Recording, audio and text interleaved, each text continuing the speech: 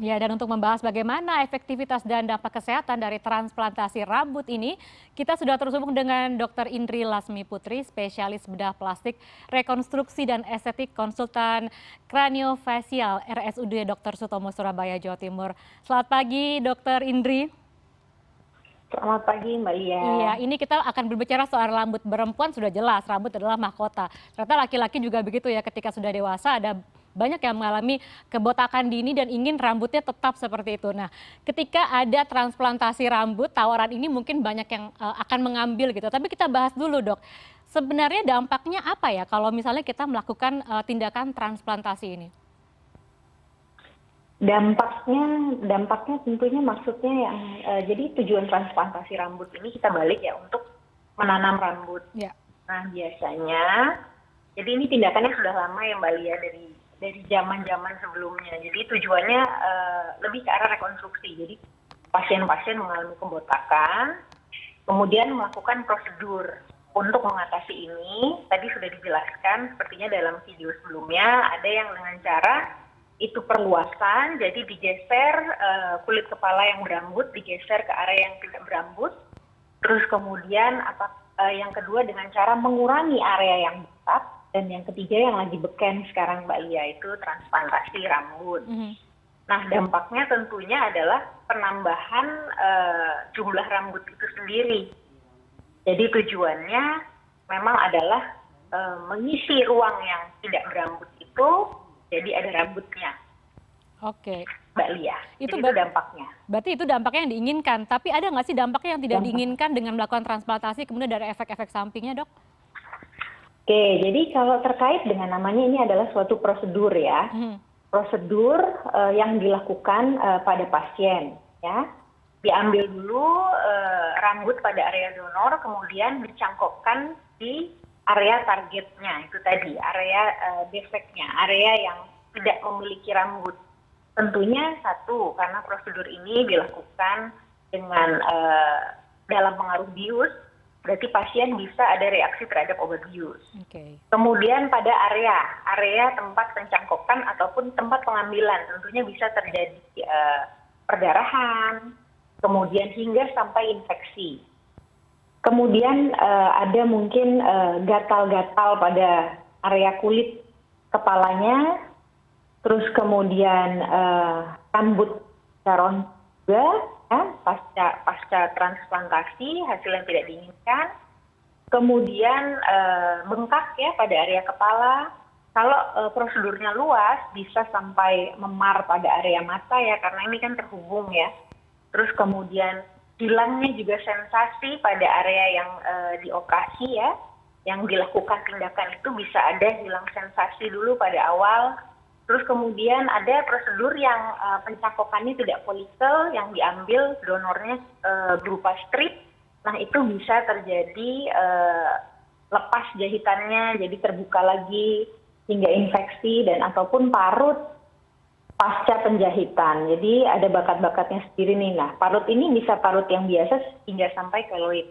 Belum lagi juga kalau folikelnya yang ditanam itu tidak tepat, arah rambutnya juga bisa tidak beraturan.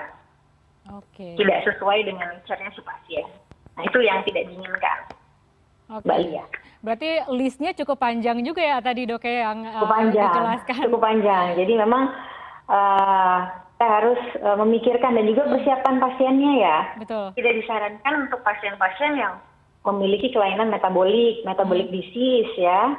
Jadi penyulitnya lebih banyak tuh. Kayak seperti kencing manis, tentu penyulitnya juga akan lebih banyak. Terus kemudian pasien-pasien dengan autoimun. Atau pasien-pasien yang dalam medikasi ya, karena penyebab rambut rontok tuh salah satunya juga medikasi, misalnya pasien dengan kemoterapi. Ya. Iya, dan jadi persiapannya harus juga donornya ini nggak cukup banyak untuk bisa disumbangkan ke area yang tidak berambut. Dokter sebut donor, saya jadi penasaran untuk prosesnya seperti apa, Dok? Tadi kan sempat sebut juga ada menggeser daerah yang botak. Nah, secara spesifik seperti apa sih proses penanaman itu? Apakah rambutnya rambut asli atau seperti apa? Jadi ada 3 tadi yang besar ya. Yang pertama flap surgery. Jadi misalnya ada suatu area botak, ya, maka rambut yang di sebelahnya yang tidak botak itu kita gerakkan, membentuk flat, itu kulitnya digeser gitu tuh. Atau kalau misalnya digesernya itu tidak cukup untuk menggesernya ya, agak sulit gitu ya narik, maka kita pertama-tama ditanamkan tissue expander dulu. Jadi ditanamkan bentuknya seperti kantong, nanti diisi, jadi prinsipnya seperti wanita hamil Mbak Lia, tambah lama tambah belendung, tambah besar gitu di kepala. Nah setelah besar itu kurang lebih 12 minggu digeser kulitnya. Nah itu yang pertama, flap surgery ini sudah ada dari itu. Terus kemudian kalau botaknya hanya kecil, maka area botaknya yang dibuang, direduksi. Nah ini yang sudah ada dari dulu. Nah baru yang trennya adalah transplantasi rambut. Yang pertama transplantasi rambut itu era pertama dia mengambil satu strip, jadi diambil kulit yang dari donor itu, terus kemudian dipindahkan ke area yang tidak berambut. Nah kalau yang sekarang tidak diambil strip, itu yang mungkin tadi di video yang salah satu artis Indonesia di luar negeri melakukan transplantasi rambut itu dengan metode yang ekstraksi. Jadi folikel rambut yang donor itu diambil satu demi satu, kemudian dipindahkan ke area yang tidak berambut. Oke, jadi jenisnya ada banyak. Jadi dipindahkan dari, artinya donornya harus orang itu sendiri? Donornya harus orang itu sendiri, karena kalau donor orang lain ada kemungkinan rejection. Oke. Mungkin ditolak. Jadi kalau misalnya sudah benar-benar botak, masih ada kesempatan nggak dok? Masih ada kesempatan. Kalau misalnya benar-benar botak, nggak ada donornya sama sekali, ya berarti nggak bisa nih.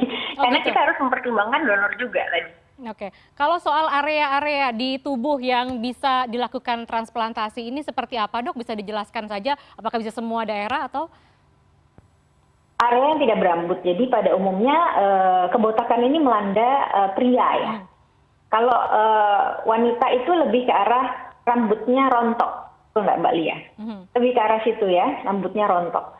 Jadi kalau pria-pria ini lebih ke arah yang male pattern baldness, itu lebih ke arah kebotakan. Tapi ada juga yang seperti salah satu selebriti membuat jambang juga ya. Nah pada intinya adalah dilakukan cangkok rambut pada area yang tidak berambut. Oke, jadi di daerah-daerah lain selain kepala bisa gitu ya? Maksud saya di daerah wajah. Ya di jambang ya bisa. Nggak mungkin bisa. juga mungkin kalau di tangan tapi gitu. Sehingga balik lagi tujuannya kan ada rekonstruksi, ada estetik ya. Kalau yang estetik tentunya untuk memperganteng diri, mempercantik diri. Tapi kalau tujuan rekonstruksi, misalnya dia tadi memang ada kebotakan, ya kan? Awalnya ada rambut, ada kebotakan, terus di treatment, atau mungkin ada injury, jadi trauma, baik accident atau misalnya tersengat listrik, tersetum listrik hingga kepalanya gosong gitu. Jadi kita harus melakukan ya seperti di flap surgery, menggeser rambutnya sehingga tertutupi. Jadi ada tujuan yang sifatnya rekonstruksi, ada yang tujuan sifatnya estetik. Oke, jadi karena kecelakaan, kehilangan rambut di bagian tubuh, kemudian bisa ditanam atau transplantasi kembali begitu ya dok ya? Ya, ada banyak macamnya, tidak hanya ditanam, bisa tadi flap surgery dan lain-lain. Iya, pertanyaannya yang sedang viral kan itu di luar Indonesia gitu dok. Kalau di Indonesia sendiri sebenarnya sudah ada praktek seperti ini atau tidak dok?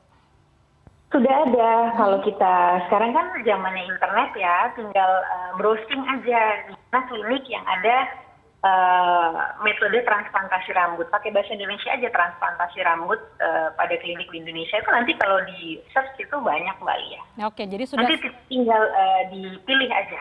Disesuaikan juga dengan biaya tentunya. Oke, sudah banyak tapi belum populer. Kalau harganya seperti apa dok? Kalau harganya, range-nya itu bisa dari 1.000 USD sampai 30.000 USD. Jadi variatif banget. 1.000 Dan USD. Biaya ini tergantung dari luasnya yang mau ditanam. Bagaimana menghitungnya, dok? Tentu yang kecil pastinya lebih biayanya lebih rendah dibandingkan yang luasnya besar. Terus kedua juga metode yang digunakan, ya. Ada metode yang sederhana, ada yang mungkin membutuhkan alat-alat yang sifatnya lebih canggih. Nah, yang ketiga juga tergantung dari timnya. Tim kliniknya tersebut baik dokter dan tim lainnya. Oke ya. Jadi artinya mulai dari 1.000 US dollar tergantung luasannya ya dok ya? Ya. Dan pertanyaan selanjutnya, maaf, pertanyaan selanjutnya adalah jika ini dilakukan apakah akan permanen atau ada kemungkinan gagal harus tanam kembali atau seperti apa dok? Ya, jadi periodenya adalah yang pertama ya, rambut yang ditanam itu akan mengalami kerontokan dulu. Oh. Nanti akan mulai kembali dengan penggantian rambut yang diharapkan itu mulai dari 4 bulan pasca tindakan. Hingga hasil maksimal resultnya itu pada 12 sampai 18 bulan pasca tindakan. Oke, jadi cukup panjang ya kesabarannya. Cukup panjang. Dan di antara periode itu tentunya bisa terjadi hingga kemungkinan yang terburuk itu tadi. Karena bergantung juga pada treatmentnya sendiri, ya kan? Untuk rambutnya, terus pada beberapa pasien mungkin terkadang juga dilakukan pemberian obat yang untuk merangsang pertumbuhan rambut. Oke. Ataupun menebalkan rambut dengan beberapa alat. Jadi memang harus sabar, ini butuh kesabaran Mbak Lia. Oke. Karena bukan sesuatu yang instan. Baik, jadi kalau misalnya mengalami kebotakan masih ada harapan untuk kembali memiliki rambut, tetapi harus yang pertama tadi dokter bilang adalah proses screening ya, bagaimana kondisi kesehatannya, apakah cocok dengan treatmentnya. Kemudian juga tadi harus setelah dilakukan harus ada treatment untuk pascanya sehingga bisa berhasil sampai 12 bulan ke depan begitu ya dok ya? Iya. Baik, jadi mematuhi nanti apa-apa yang direkomendasikan oleh dokternya. Baik, terima kasih Dokter Indi atas penjelasannya. Sukses terus dan sehat selalu dok. Ya, terima kasih Mbak Lia. Selamat siang.